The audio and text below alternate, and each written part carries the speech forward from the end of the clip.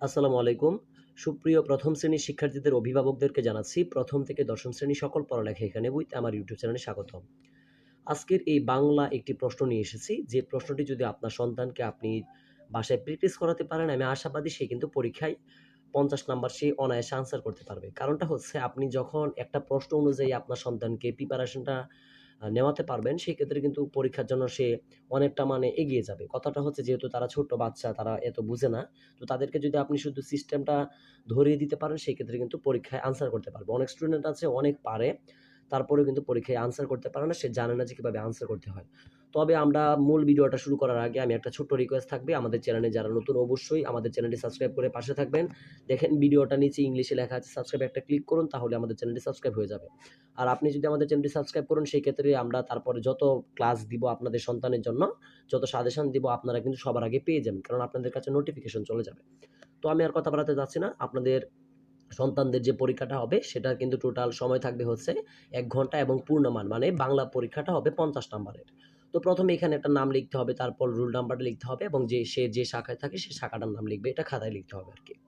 তো ১ নাম্বার দেখো বা দেখুন যে ১ নাম্বার আছে ধারাবাহিকভাবে স্বরবর্ণ লিখা। অর্থাৎ এখানে ধারাবাহিকভাবে স্বরবর্ণগুলো লেখার জন্য বলা হয়েছে। ঠিক আছে? ধারাবাহিকভাবে। ঠিক আছে? তো এখানে দেখুন যে এখানে দেওয়া আছে ঋ, ঐ, এ, ঠিক আছে? দীর্ঘ উ, তো এইগুলো দেওয়া আছে। তো এগুলোকে ধারাবাহিকভাবে লিখতে হবে একটার পরে একটা সিরিয়াল ভাবে। তো এগুলো যে আপনার মানে স্বরবর্ণ রয়েছে, স্বরবর্ণ ধারাবাহিক অনুযায়ী এগুলো এখানে লিখলে কিন্তু ৫ টা নাম্বার পাবে। তারপরে দেখুন যে ২ নাম্বারে ধারাবাহিকভাবে ব্যঞ্জনবর্ণ লিখো, অর্থাৎ বর্গীয় জ, ইয়, চ, ঝ, ছ, এখানে ধারাবাহিকভাবে ব্যঞ্জনবর্ণগুলো লেখার জন্য বলা হয়েছে। তো প্রথমে যে শব্দটা আছে এভাবে লিখতে হবে। যেমন প্রথমে আমরা জানি এখানে চ আছে, তারপরে আছে ছ আছে। তো এভাবে আপনি আপনার সন্তানকে শিখিয়ে দিবেন। ঠিক আছে? খুবই সহজ এগুলো। এগুলো খুব সহজভাবে ওকে বোঝাতে পারবেন। যেভাবে পারুন সেভাবে বোঝাবেন। কারণ ওরা হচ্ছে ছোট। তো ৩ নাম্বার দেখুন বর্ণ দেখে কার চিহ্ন লিখা, অর্থাৎ বর্ণ দেখে কার চিহ্নগুলো লিখতে হবে। যেমন দীর্ঘ ই, হ্রস্ব উ, ঋ, এ, ও, অর্থাৎ এগুলো যে কার চিহ্নগুলো আছে সেগুলো আপনি আপনার সন্তানকে শিখাবেন। ৩ নং প্রশ্ন তাদের কিন্তু ১০ নাম্বার থাকবে। তারপরে দেখুন ৪ নাম্বার খালি ঘরে আগের বর্ণ লিখা, অর্থাৎ খালি ঘরের আগের যে বর্ণগুলো আছে সেগুলো এখানে লেখার জন্য বলা হয়েছে। তো এগুলো আপনার সন্তানকে খুবই ভালো করে শিখাবেন। এগুলো পরীক্ষায় থাকার সম্ভাবনা কিন্তু সবথেকে বেশি। ঠিক আছে? এগুলো থাকার সম্ভাবনা সবথেকে বেশি। তো এগুলো পারলে যদি এখানে অন্য কোনো শব্দ ব্যবহার করা হয় বা অক্ষরও ব্যবহার করা, সেই ক্ষেত্রেও কিন্তু সে পরীক্ষায় আনসার করতে পারবে অনায়াসে। তো ৫ নাম্বারে দেখুন যে কার চিহ্ন বসিয়ে শব্দ তৈরি করা। অর্থাৎ এগুলো যদি আপনার সন্তানকে শেখাতে পারেন, কার চিহ্ন ব্যবহার করে, ঠিক আছে?